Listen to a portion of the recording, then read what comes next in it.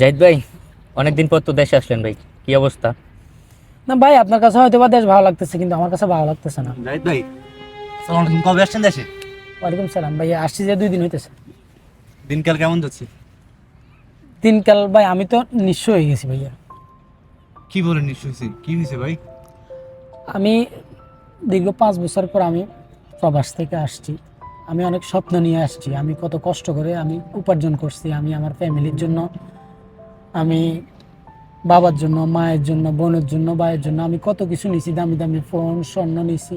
পাশাপাশি আমার জমানো কিছু সঞ্চয় ছিল, আমি ওইগুলো নিয়ে আমি দেশে আসতেছি। অনেক খুশি যে আমি দেশে আসবো। কিন্তু দেশে আসার পর এয়ারপোর্টে যখন আসছি, আমি যখন চেকিংয়ে গেছি আমার ব্যাগটা নেওয়ার জন্য, আমার ব্যাগের ভিতরে বাইক কিচ্ছু নাই, আমি নিঃস্ব হয়ে গেছি।